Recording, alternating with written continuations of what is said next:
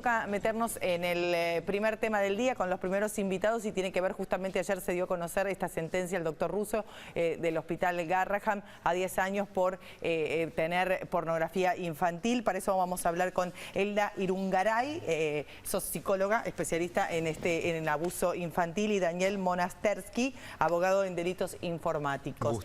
Un gusto conocerlos. Ayer leíamos y escuchábamos al doctor Russo explicar, digamos, su defensa. A mí me pareció como un poco débil esa defensa, porque tuvo tiempo como para prepararla.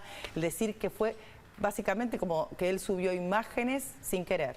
Y eran como más de 300 imágenes, no era una, te puede pasar. O sea, yo trato de escucharlo como despojada de todo.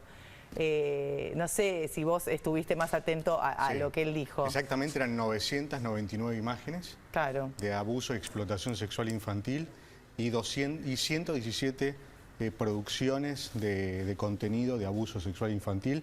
La Fiscalía había presentado 200 y solamente pudieron comprobar 117. Y lo que dijo Russo en ese momento, en el alegato final, fue que él realmente no tuvo la oportunidad de poder demostrar que ese contenido, ¿por qué lo tenía, digamos? ¿Por qué tenía la tenencia de ese contenido? Más allá de eso, la mera tenencia de material de este tipo está tipificada. Es un delito desde el año 2018. Antes no, podías tener 1 millón de imágenes de este tipo, videos, y no te podían hacer nada. Por eso también el abogado en su momento dijo, el abogado de Russo, que eso pertenecía a la esfera íntima de él. Claro. Digamos, argumentando que esto tenía que ver con el artículo 19 de la Constitución, que es el principio de reserva, esto de la moral y las buenas costumbres. Una cosa que él, obviamente, de forma inconsulta, fotografiaba a muchos de sus pacientes.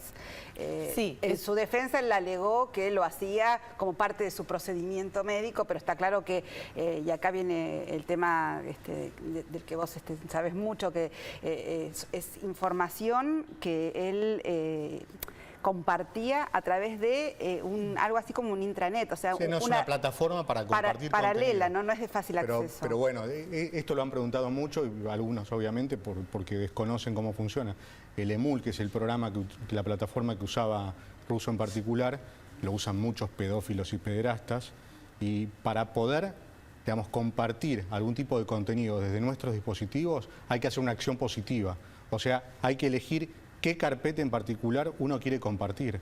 No es que de la nada uno comparte ese contenido. Es como una carta de presentación. Para vos poder ingresar tenés que entregar información, y en este caso estas fotos que hablan del abuso. Claro, y que él en su alegato dijo que era sin querer. Pero lo que más llamó la atención justamente de este caso es que él era un médico pediatra de un hospital tan prestigioso como el Garrahan, ¿no? Más allá de eso, ¿cómo podemos darnos cuenta, los que somos padres, todos, de un perfil de un abusador?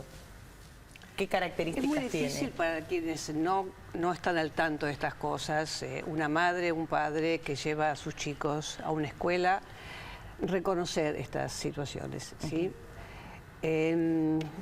En la situación del doctor Russo, yo soy de hospital, soy de la Casa Cuna, y por lo tanto trabajamos permanentemente con niños, y afectó muchísimo nuestro lugar de especialistas y médicos trabajando con niños, dado la desconfianza que esto generó.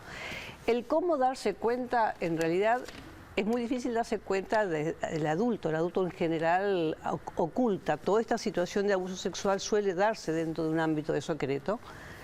Mi especialización es trabajar en intrafamiliar, por lo tanto en familias donde los niños son abusados. Y esto siempre se hace dentro de un ámbito de secreto.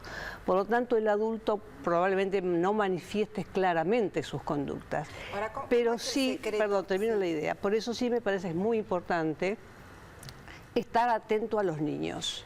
Los niños son los primeros que pueden empezar a dar indicadores de que algo pasa que no está bien. Hay cambios de conducta, hay señalizaciones, hay trastornos que los niños comienzan a aparecer. Por eso me parece muy importante que los padres estén muy atentos a los cambios de conducta cuando aparecen, y darles trascendencia. Una cosa además es lo que pueda pasar en el ámbito privado, en lo familiar, y otra cosa es en un espacio donde si es un pediatra, hay un niño, pero hay una madre que se queda con ese niño mientras es atendido por el médico. Y acá entra estas fotos, digo, ¿qué registro tenemos que tener en cuenta los padres? ¿Qué se puede hacer y qué no adentro del consultorio? ¿Qué puede hacer y qué no un médico? Lo que pasa es que realmente a veces las madres desconocen y confían en un pediatra, y si el pediatra da una indicación, quizás la madre le resulta difícil diferenciar cuándo esa indicación médica es conveniente o no. Pero sí es cierto que hay madres que son criteriosas y pueden reconocer que hay ciertas conductas que no son las adecuadas, ¿sí? Los pediatras actualmente son muy cuidadosos, pero bueno, este tipo de situaciones a las madres realmente desconocen cuando sí, cuando no, un médico puede hacer determinado tipo de maniobra. Vamos a sumar a esta charla vía el móvil al director del Hospital Garrahan, al doctor Carlos Cambourian, con tu lectura, Carlos, del día después, ¿no? Del presidente del Hospital Garrahan, con tu lectura del día después de la sentencia. Carlos, ¿qué tal? Buenas tardes. Hola, buenas tardes, ¿cómo están? Sí, no sé cómo vos viste este caso, me imagino que lo vivieron de una manera muy especial. Yo creo que la gente del Garrahan estaba muy convulsionada, sobre todo en las primeras épocas, porque bueno, es un hospital de prestigio, todos queremos al Garrahan y los trabajadores del Garrahan eran los más indignados cuando se conoció esta noticia. Bueno, no sé cuál es tu lectura después del día de la sentencia. Sí. En realidad, hoy la pregunta fue más o menos siempre la misma, si nosotros estábamos contentos con la sentencia, y la verdad es que no estamos contentos con el caso. No. Por supuesto que estamos conformes con la sentencia y nosotros desde el primer momento como institución buscamos la verdad y por eso nos convertimos en querellantes. Y encontramos la verdad y se sentenció una pena que es adecuada. Pero esto es una mala noticia, como escuchaba yo recién que hablaban ahí en la mesa. Esto afectó no solamente al Hospital Garrahan, no solamente a los pediatras del Hospital Garrahan, al personal del Hospital Garrahan, a los compañeros del señor Russo. Esto afectó a toda la comunidad médica y especialmente a la comunidad pediátrica. En todos los hospitales pediátricos, tanto de la ciudad de Buenos Aires como del interior del país, esto repercutió y como decía, como hablaba también hoy a la mañana, esto también nos tiene que hacer aprender, nos tiene que hacer reflexionar, nos tiene que dar el impulso como para establecer quizás nuevas normativas o nuevos circuitos o mayores etapas de control que a veces en una consulta médica también es difícil, porque el Hospital Garrahan tiene muchas herramientas para preservar la seguridad, la integridad y las aplica. Ahora, nosotros no podemos, por ejemplo, poner cámaras dentro de los consultorios porque eso también sería violar la intimidad y la privacidad del paciente y de su familia. Tampoco es pensado, tampoco es imposible que sucedan cosas como las que sucedieron. Por eso digo que esto nos tiene que interpelar y esto nos tiene que poner a nosotros a reflexionar, porque lo impensado sucedió y bueno, es ahí donde nosotros tenemos que tomar las acciones, ¿no? ¿Hay algún tipo de control psicológico del personal del Garrahan, por ejemplo, consultas para saber cómo es su psiquis, ¿no? Porque está claro que por ahí para el común de la gente no está tan claro este perfil, que sin duda, bueno, habla de alguien que sabe ocultar y mucho. ¿Ustedes chequean, hay un control, un seguimiento? Sí. Sí, se hacen los test psicotécnicos que se hacen habitualmente para cualquier actividad laboral. Estas técnicas no detectan patologías profundas y como se habló también durante el juicio y como se vio y como se sabe, estas personas también saben enmascarar muy bien las actitudes y los delitos que cometen. Tanto es así que según lo que aparenta ser, la familia no tenía tampoco conocimiento de lo que sucedía en esa misma casa. Los compañeros de trabajo que hacía 25 años que trabajaban con el señor Russo tampoco tenían conocimiento de que esto sucedía, y sin embargo él era un profesional excelente, impecable, de enorme trayectoria, ¿no? Una figura muy preponderante en su rubro. De modo que es muy difícil, como yo también escuchaba ahí en la mesa, detectar este tipo de casos. No significa que no debamos hacer nada, significa que existe esta dificultad y que este caso y que esta sentencia, que es una sentencia muy importante, marca un antes y un después en el cuidado y la preservación de los derechos del niño. ¿Tuviste oportunidad de hablar a solas, más allá del caso, más allá del juicio, con el doctor Russo? No, absolutamente no, porque nosotros nos enteramos del caso el día de la detención y a partir de ese momento empezó a actuar la justicia y él fue detenido, de modo que nosotros solamente tomamos contacto a través de los letrados. Bueno, muchas gracias, Carlos, por estos minutos. Sabemos de la preocupación, hemos tenido otros móviles, hablamos de este tema en varias oportunidades y todo el personal del Garrahan se sentía agobiado por este tema, no solo la parte médica, sino todo, porque es un hospital que tiene, como viste, es el Garrahan. Los empleados del Garrahan tienen orgullo de trabajar en ese hospital y la verdad que este caso no empaña para nada el laburo que hacen en la comunidad argentina, porque hay chicos de todo el país que van a tratar. Yo lo he visitado en un montón de oportunidades y nada, la verdad que los felicitamos por el laburo que hacen y nada tiene que ver con el laburo que hace el Garrahan. Muchas gracias a ustedes también, porque el tratamiento del tema fue absolutamente responsable y eso es valorable. Eso hace que las más de 4.000 personas que trabajan en el hospital también se sienten tranquilas que ustedes, con también la responsabilidad que tienen, preservaron la trayectoria y el prestigio que tiene el hospital. Muchas gracias, Carlos. El doctor ahí hablando desde la presidencia del hospital, pero bueno, seguimos igual hablando porque además del doctor Russo, esta fue una investigación enorme que llegó desde el exterior y que también había otras vías, o sea, como es difícil no encontrar, como él decía, estas redes de abusadores y que ahora a través de internet tienen como este anonimato, viste, que es todavía más grave, más difícil de encontrarlos, es como encontrar una aguja en un pajar. Sí, igual acá se nota la impunidad que tenía esta persona, porque pudiendo, digamos, enmascarar y dificultar la investigación judicial, que lo hacen los delincuentes hacen eso, ¿no? No lo hizo. La impunidad que tuvo. Es increíble. Increíble. Y un hombre con estas características, ni siquiera su propia familia estaba al tanto de las actividades que él tenía, que encuentra, no sé cuál es la versión de encontrar placer sexual en ver imágenes y divulgar imágenes de niños, tiene tratamiento, se puede de alguna manera resocializar esa persona, se puede curar. A los adultos nos cuesta pensar cómo un adulto, un padre, un abuelo, un tío, puede disfrutar supuestamente de un encuentro sexualizado con un niño. Cuesta pensarlo, solamente lo podemos entender cuando comprendemos que estamos frente a una persona con una patología seria, con una patología que puede tener distintas formas de manifestarse, hay cuadros más severos. La gran pregunta es si se puede recuperar, ¿sí? No hay una posibilidad de recuperación y de garantía de que no vuelva a repetir. Hay posibilidades de que es importante el reconocimiento de los hechos, la capacidad de reconocer el daño a un niño, la capacidad de poder disculpas. Todo ese reconocimiento no es suficiente para garantizar de que no lo vuelva a hacer. Eso creo que es muy importante. Por eso estas personas deben ser cuidados del encuentro posterior con niños. Hay otros cuadros que son mucho más severos, donde no hay reconocimiento de los hechos, donde hay ocultamiento, como en este caso, y por lo tanto el cuadro de recuperabilidad es muchísimo más severo. Y bueno, de hecho el doctor Russo, lo pongo como ejemplo, va a ir a una institución, va a estar 10 años detenido, pero no sé si de alguna manera va a recuperarse de alguna manera ese problema que tenga.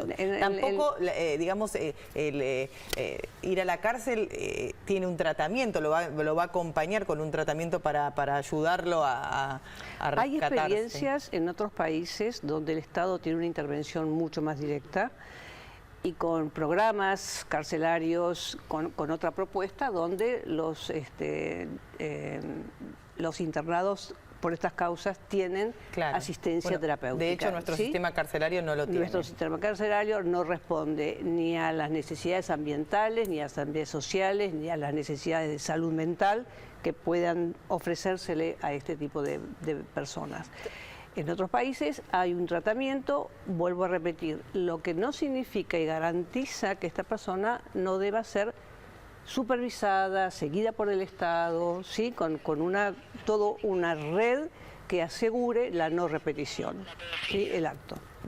Esto con respecto, está claro, a los victimarios, ¿no? Y las víctimas, ¿cómo esos chicos, calculo que habrá situaciones menos percibidas por los chicos de que están siendo abusados y situaciones mucho más expresas? ¿Cómo vuelve un chico abusado de estas situaciones? En psicología siempre defendemos lo propio, lo subjetivo y lo personal, ¿sí? Y el trauma repercute de maneras personales. No obstante, el trauma por abuso sexual es severo, mucho más cuando hay un cuerpo dañado por abuso sexual, mucho más cuando el niño es muy pequeño y por lo tanto no tiene capacidad de darse cuenta de lo que está sucediendo, mucho más cuando la familia no le responde al niño y no lo protege, por ejemplo, no lo cree y considera que el niño miente.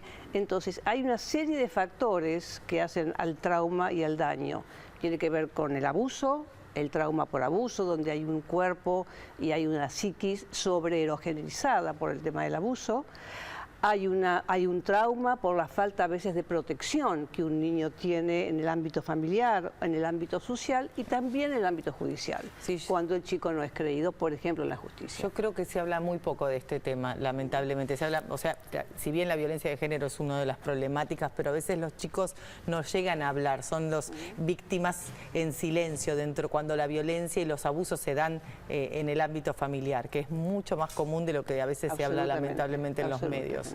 Y en cuanto a los delitos informáticos, la pedofilia es uno de los tantos delitos informáticos que hay. ¿Qué lugar ocupa? ¿Se sabe algún porcentaje? No, en la ciudad es uno de los delitos informáticos más denunciados porque está obviamente tipificado en el Código Contravencional y en el Código Penal de la Nación.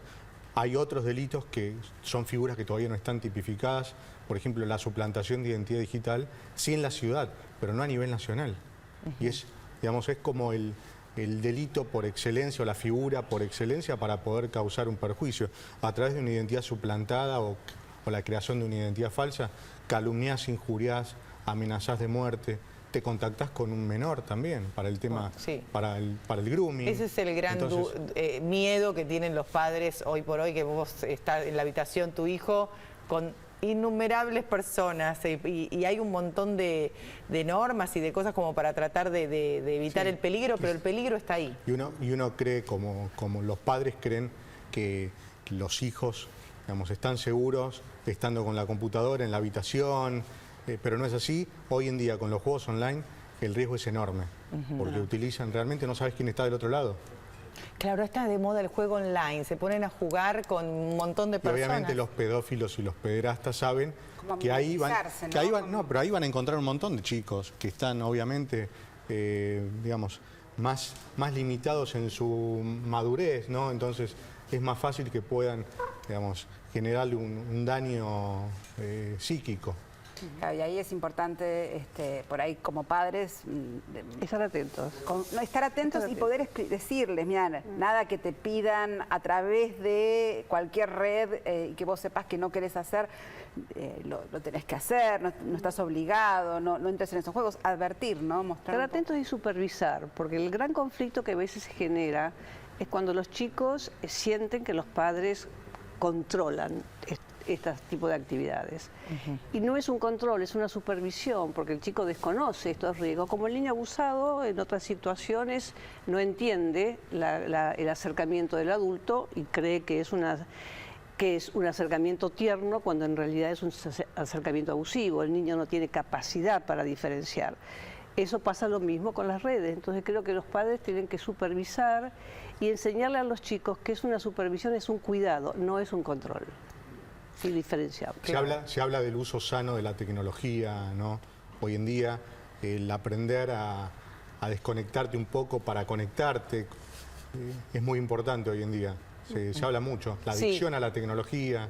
Sí, yo reconozco que a veces la tecnología es maravillosa, para los padres también es un descanso, bueno, anda con la tablet, anda a jugar un rato y el padre tiene tiempo de hacer otra actividad, pero nunca perder el control, ¿no? Es lo que... hay que hablar mucho. Hay que hablar mucho y hay que estar atento. ¿Qué nos pasa? Yo te lo digo como mi experiencia, a veces la tecnología va tan rápido y uno desconoce. Te perdés una red, te perdés... Yo me fui metiendo a una cosa por otra cosa. ¿Sabes lo que pasa con los chicos? Los chicos te dicen... ¿Cómo voy a hablar con mi papá, con mi mamá? Pedirle un consejo. No tienen ni idea, no saben lo que es Fortnite, no saben lo que es TikTok, no saben lo que es Snapchat, no saben... Digamos, para mí no son una autoridad, así que no...